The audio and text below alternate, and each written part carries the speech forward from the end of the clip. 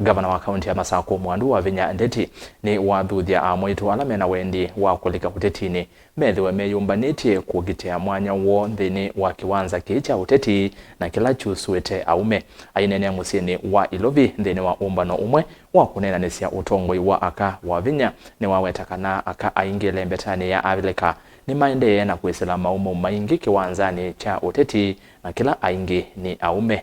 Benjamin Mwaka ni wakuvingwa vilingwa mauvo na ilipoti.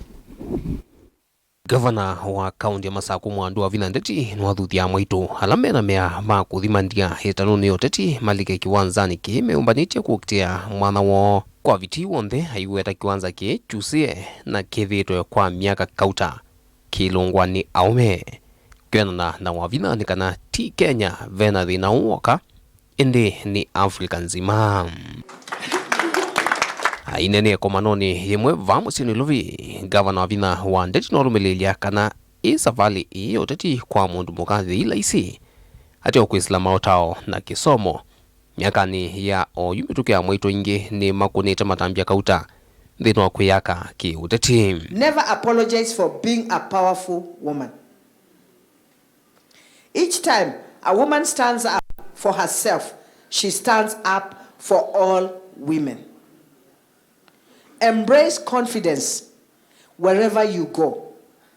A confident woman is a beautiful woman. Kati wasiendu kauta ila miakani ya vau itinani inatungite tina mwana wa Amwaitu maunduni mo Uteti ni vamwena mtheko na kivuthia maunduni maki mivae siethio ucha na unyivu wa kisomo kithandhangu o undu mwena kwivingia ila kwimiana ya ki Uteti sindu ila oyu hitiiletwe itina ni evinda.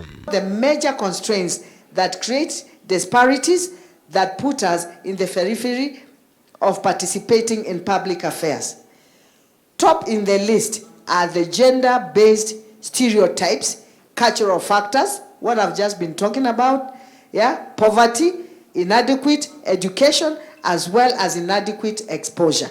So you coming here, and then also we know you will know what you do in your country. You know what we do in our country. So by the time we go back, we are sharpened as women, and we know what to do. Ikomanothi ya maundu ma Amwaitu Utetini vyaete pamwe akakuma nthi 15 sievo sia Afrika ya umilono suengina kuyola ya. Decades of studies have shown that when women are empowered to lead, everyone benefits through increased productivity, enhanced collaboration, inspired organizational dedication, and improved fairness. Vilingi wa mauvo kuma vamusini wa Ilovi nita wa Benjamin Mwaka.